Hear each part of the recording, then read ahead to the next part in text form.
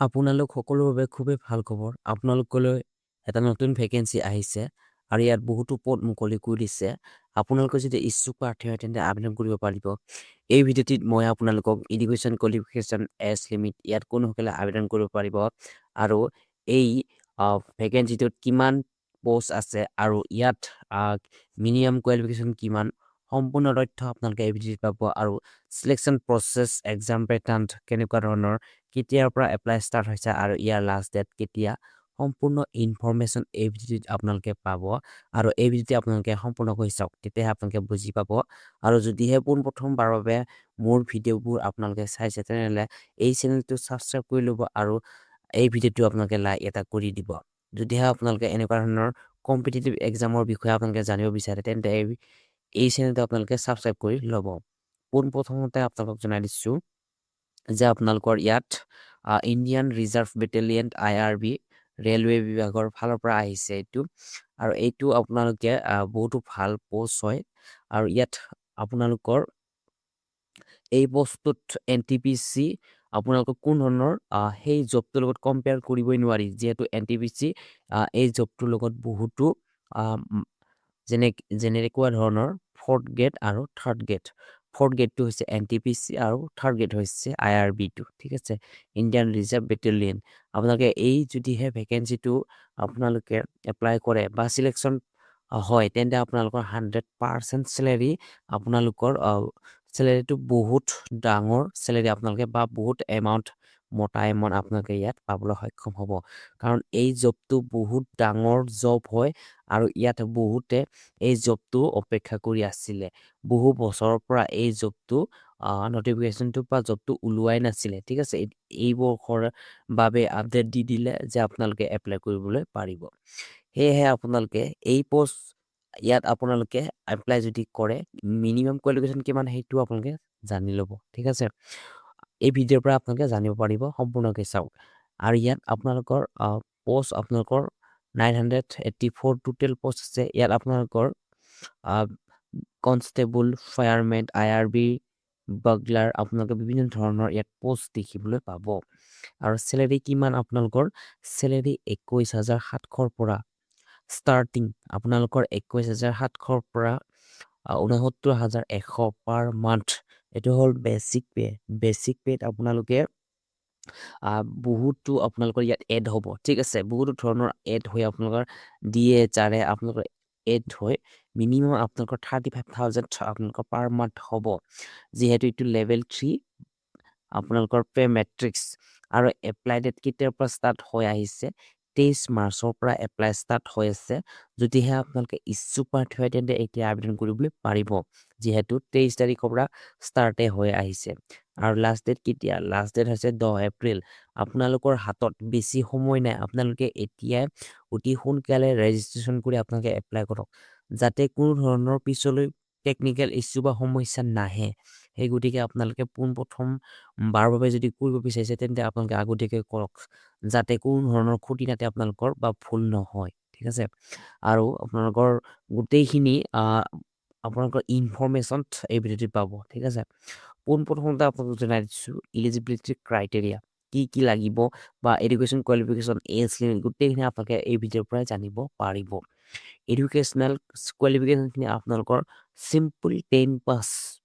Matriculation, ঠিক আছে। Simple 10 পাছ হ'লে আপোনালোকে এই পষ্টৰ বাবে যোগ্য কাৰণ এই পষ্টটোত বিভিন্ন ধৰণৰ লোকে অপেক্ষা কৰি আছে আৰু এই পষ্টটো ভাল পষ্ট হয়, ঠিক আছে। নেশ্যনেলিটি আপোনালোকে ইণ্ডিয়ান চিটিজেনশ্বিপ হ'ব লাগিব। ইণ্ডিয়ান চিটিজেনশ্বিপ হ'লেহে আপোনালোকে আবেদন কৰিবলৈ পাৰিব। এজ লিমিট মিনিমাম এজ হ'ব আপোনালোকৰ 18 বছৰ, ঠিক আছে। মেক্সিমাম হ'ব আপোনালোকৰ 32 বছৰ, মেক্সিমাম হ'ব আপোনালোকৰ 32 বছৰ। Age relaxation as per government rule. মই যদি আপোনালোকক ইয়াত এজ ৰিলেক্সেশ্যনটো জনাই দিওঁ তেন্তে আপোনালোকে জানি থওক যে SC ST হওক তেওঁলোকে